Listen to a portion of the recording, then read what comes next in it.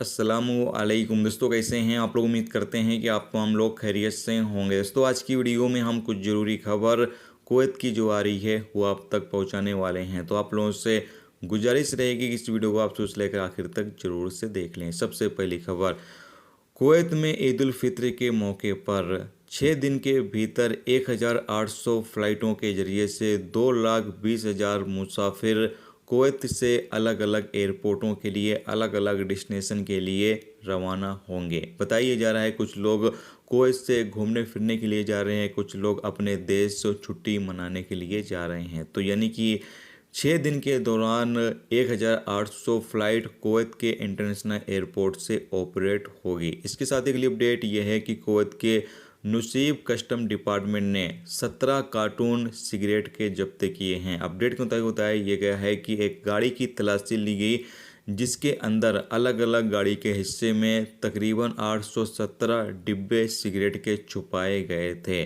Custom department ने गाड़ी की तलाशी लेकर तमाम सिगरेट को जब्त कर लिया है, जबकि जो बंदा गाड़ी चला रहा था उसको भी गिरफ्तार कर लिया गया है। उसके खिलाफ भी कानूनी कार्रवाई की जाएगी।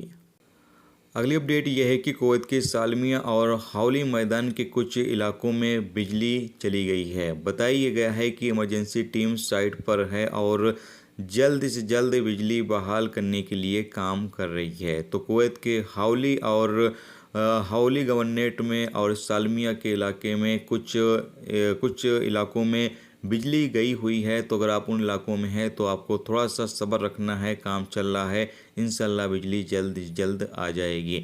इसके साथ एक अपडेट ये है कि कुवैत के ईद उल फित्र की नमाज 49 खुले जगहों पर पढ़ाई जाएगी। कुवैत के अलग अलग गवर्नरेट में यानी कि 49 खुले जगहों पर ईद उल फित्र की नमाज कुवैत के अलग अलग गवर्नरेट में पढ़ाई जाएगी। और टाइमिंग बताया ये गया है कि सुबह 5:31 पर नमाज अदा की जाएगी। तो तमाम लोग पहले तो अभी ईद का कंफर्म नहीं है कि जुमा को ईद होगी या फिर शनिवार को होगी। कल चांद देखने के लिए कहा गया है कि तमाम लोग चांद देखने की कोशिश करें। अगर चांद कल नज़र आ जाता है तो जुमा की ईद होगी, नहीं तो फिर शनिवार को ही ईद मनाई जाएगी। तो तमाम लोग ईद उल फित्र की नमाज 5:31 पर अदा की जाएगी सुबह। तो उस हिसाब से आप नमाज अदा करने के लिए निकलें।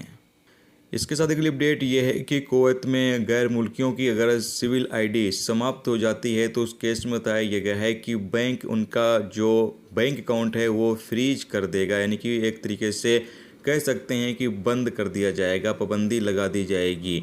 तो अब बैंक में अगर आपका कोई भी काम है तो उसके लिए आपका सिविल आईडी वैलिड होना ज़रूरी है। सिविल आईडी में टाइम होना चाहिए तो ही बैंक का काम होगा, नहीं तो बैंक का काम नहीं हो पाएगा। दोस्तों ये थी आज की कुवैत की कुछ ज़रूरी खबर, ज़रूरी जानकारी जो आप तक पहुंचा दी गई है। उम्मीद करता हूं ये जानकारी आपको अच्छी लगी है तो प्लीज़ वीडियो को लाइक करके ज़रूर जाएं। और जो दोस्त चैनल पर नए हैं उनसे रिक्वेस्ट है प्लीज़ चैनल को भी सब्सक्राइब जरूर कर लें। अगर फेसबुक पेज पर वीडियो देख रहे हैं तो फेसबुक पेज को आप फॉलो या फिर लाइक कर सकते हैं।